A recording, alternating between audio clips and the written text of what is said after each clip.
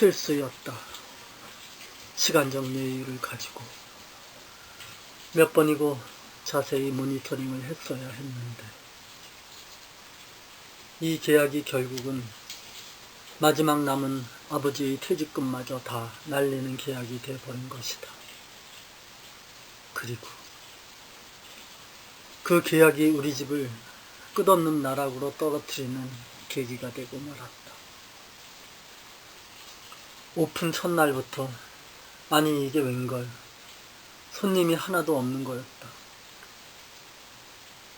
그날 우리가 보러 간 가게는 중국집에서 가게를 넘기려고 작정을 하고 친척을 비롯하여 아는 사람은 전부 불러 모아 우리 부모님에게 보라는 듯 잔치를 벌였고 우리는 그들의 연기에 완벽하게 속아 넘어간 것이었다.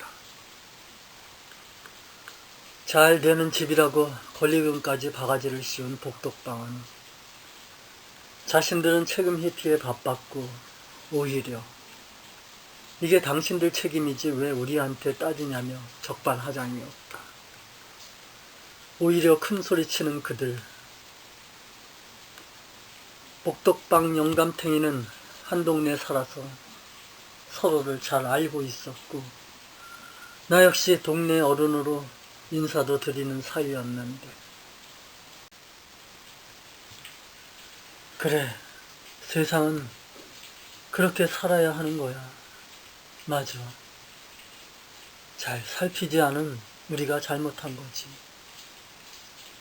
결국 그 책임은 우리에게 있는 거야. 아버지의 푸념이었다. 그렇지만 그런 그 복덕방 영감탱이도 내가 대가리를 돌로 쳤어야 하는데 주방장은 손님이 없다며 화풀이를 밀가루에 풀고 나갔다. 밀가루 반죽에 설탕을 한 바가지 뿌리면 그 반죽은 아예 어디에도 쓸모가 없게 된다. 중국집 주방장의 심술 방법은 나는 그때 처음 알았다.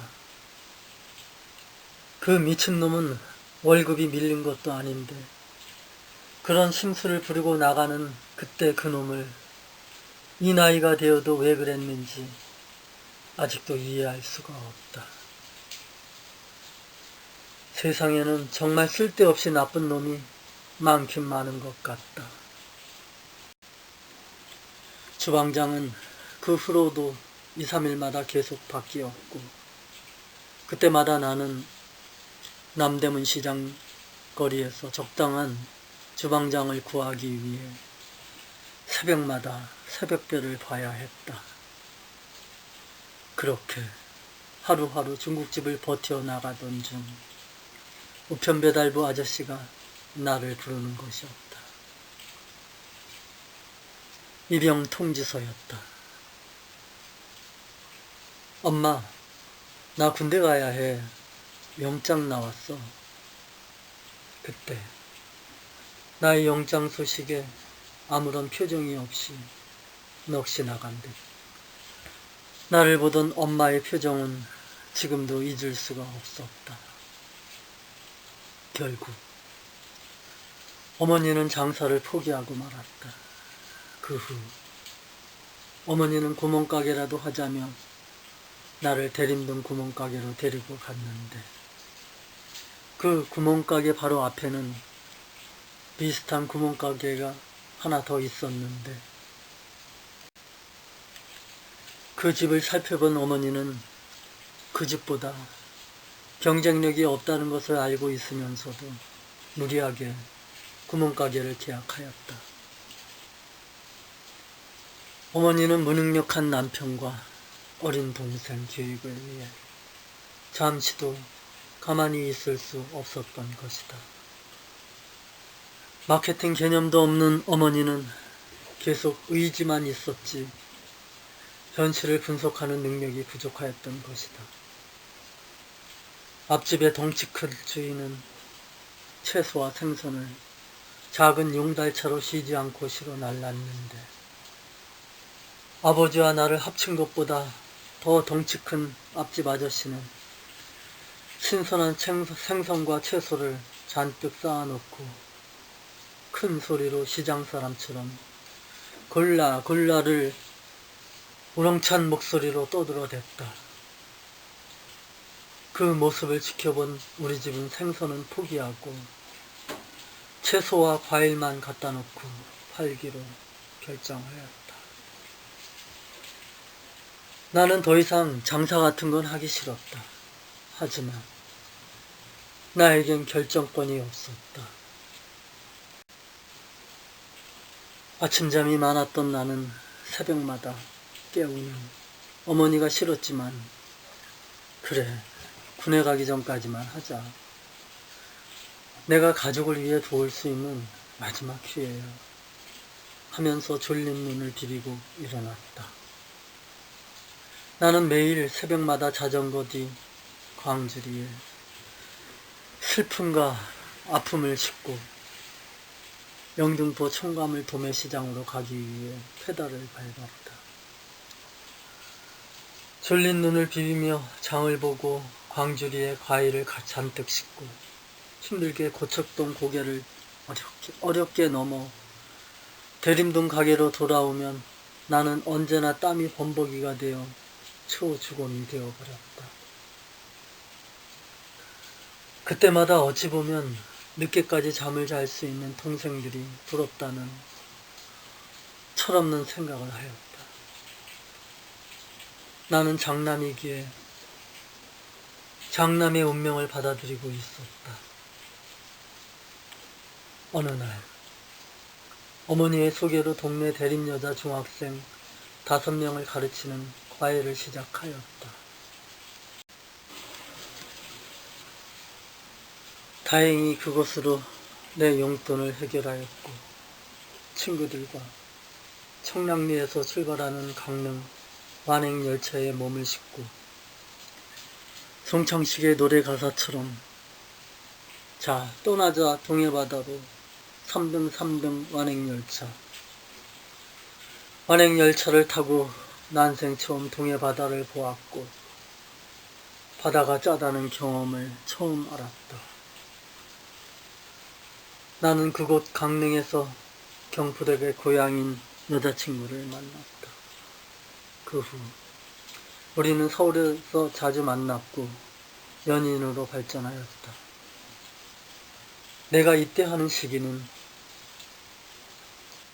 중앙정보부장 김재규가 부마 사태, 대학생과 시민이 유신 독재에 반대하여 일으킨 사건인데 이후 경호실장 차지철과의 갈등으로 박정희 대통령을 살해하자 그 사이 전두환이라는 신군부가 정권을 잡은 격변의 시기였으며 1980년 5월 18일 광주 사태는 나라와 국민을 보호할 군인이 민간인에게 총을 쏘는 사태가 벌어진 것이다. 이 모든 것이 북한 괴뢰 집단의 수행으로 언론은 떠들어대기에 나 역시 그렇게 알고 있었다. 하지만 사건의 진실과 참혹한 광주의 진실은 대학교 대자보와 함께 입에서 입으로 번져나갔다. 어수선한 시국에 이때 통지서를 받은 나에게 그녀는 무척이나 걱정을 하였다. 여자친구는 핸드볼 선수였는데 운동선수 치고는 너무 아름다워 우리 친구들이 부러워할 정도였다. 나는 매일 똑같은 청바지 하나에 티 하나로 사계절을 지냈는데 나의 패션은 아름다운 여자친구로 인하여 유행의 중심이 되곤 하였다. 고척동 구름다리 고개는 어린 형제 둘이 있었다. 그중 어린 동생은 다리를 저는 소아마비였다. 힘에 부쳐서 그 고개를 넘지 못하는 나 같은 장사꾼에게 고개 정상까지 형제는 뒤에서 짐을 밀어주고 그 대가로 100원을 받았는데 어찌 보면 이게 우리 집보다 수입이 훨씬 좋을 거라는 생각이 들었다.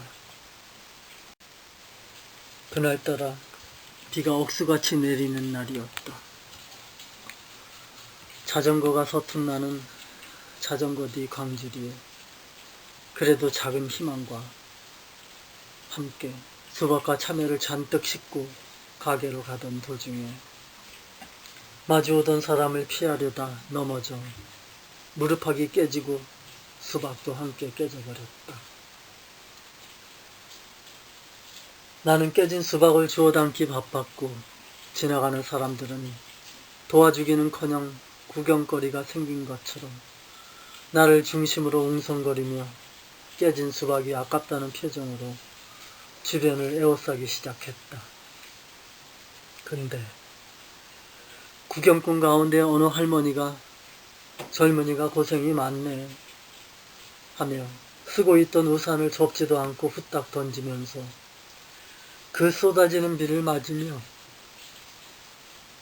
수박을 쓸어 담아주는 것이었다. 나는 지금도 그때를 생각하면 그 할머니의 고마움을 잊을 수가 없다. 지금은 돌아가셨겠지만 지금이라도 살아계신다면 온몸으로 인사를 드리고 싶다. 그렇게 가게로 돌아온 나에게 깨진 수박 덩어리를 본 어머니는 뭐 이런 것도 하나 제대로 못하냐? 어머니는 한 소리를 하였다. 어머니는 넘어져 아파하는 아들의 다리보다 수박이 몇 배 더 중요한 것 같았다. 아들이 넘어져 다친 쓰라린 상처를 보고 아픈 마음의 감정을 그렇게밖에 표현할 수 없는 엄마의 마음을 그때는 몰랐던 것이다. 나는 넘어져 깨진 나의 상처와 수박보다 우리 집이 산산조각난 수박처럼 돼버린 그 비참함에 슬퍼하며 괴로워하였다. 내가 군에 가버리고 난 다음 앞으로 닥칠 불확실한 우리 가족의 미래에 대하여 나는 괴로워할 수밖에 없었던 것이다. 결국 그 장사도 얼마 버티지 못하고 어머니는 문을 닫았다. 가게를 그만두기 며칠 전 새벽에 화장실을 가다가 부엌에 있는 어머니를 보았다.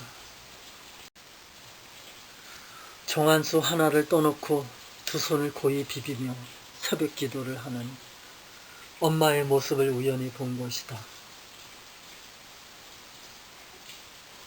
우리 큰아들 잘 되게 해주십시오.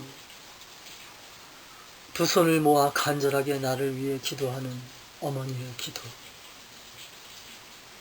나는 내 방으로 돌아와 이불을 뒤집어 쓴 채 한없이 흐느꼈다. 그리고 얼마 지나지 않아 모든 것을 다 잃어버린 우리 집은 처음 구멍가게를 하였던 동네로 다시 이사를 갔다. 이 모든 것이 2년도 되지 않아 겪은 시간이었다. 그리고는 인생 막판에 한다는 술 장사를 어머니가 시작한 것이다.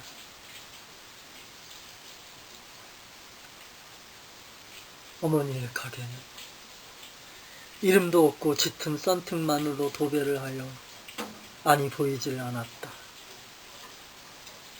그러한 가게는 의자 몇 개와 탁자 몇 개만 가지고 오픈을 하였다.